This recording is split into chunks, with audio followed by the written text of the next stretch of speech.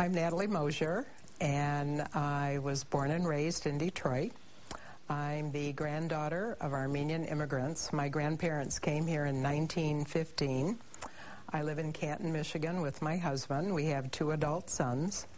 I've been a community activist, former public school teacher, and pretty much my adult life has been in the nonprofit sector.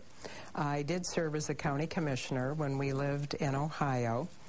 And I guess I would consider myself a doer, very proactive individual. So, first day on the job, what would Congresswoman Mosher do? I would work with finding colleagues that we could address getting the American people back to work in good-paying jobs. And I think that it isn't just working with our Michigan delegation, but it's really working with people in neighboring states that are experiencing the very same kind of job loss, people losing their homes. And so it's really putting a plan together, which we have. We have a great jobs plan. You know, we need to revitalize our manufacturing base. I mean, my family's got over 153 years of service with the automobile industry. So I know firsthand the impact of when Washington makes a decision. I think the second thing that we need to do is, while we're revitalizing our manufacturing base, we need to get behind small business, because government isn't the one that creates those jobs. It's the small businesses out there. And as I listen to small business owners that have shared with me, they can't get a line of credit.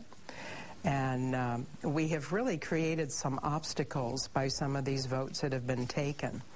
I'd really like to see us concentrate on building a research corridor. We've got 3 of the finest research institutions right in our backyard with Wayne State, Michigan State, and the University of Michigan. And I really think it's the 4th key point in our jobs plan is that we need to connect our cities to our suburbs. I don't look upon Detroit as a separate entity from our suburbs. That when Detroit is successful, we will all be successful. So I look upon this as a region, that as a region we need to come together as leaders and really problem solve. You know, let's take a look at the infrastructure that we need to invest in. How do you connect Detroit to the suburbs? I mean, you're not the first person to try. As I said, I'm a doer, and I will find a way to identify leadership. And it doesn't necessarily have to be political leadership, but the opinion leaders, knowledge leaders that are out there.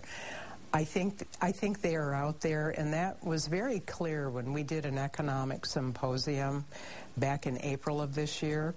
I pulled it together, and the speakers that we had on our panel were from all different sectors. I didn't want anyone political on the stage, but we brought in opinion leaders, and there's a real mindset, and I see the glass as half full.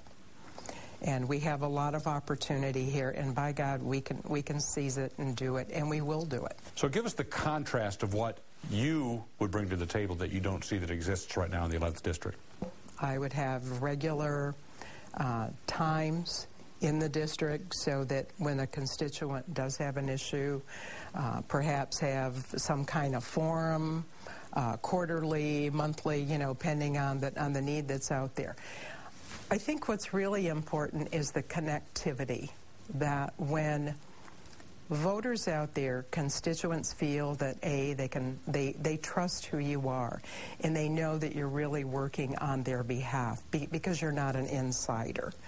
I mean, I'm one of them, and as I say that, I mean, I'm your neighbor. I've been there, working within the community, and I'm listening to what people are really going through. So it's bringing life's experiences to the table, getting the job done. I can be very persuasive, and it's working with people because no one does anything by themselves, and so that's what I offer.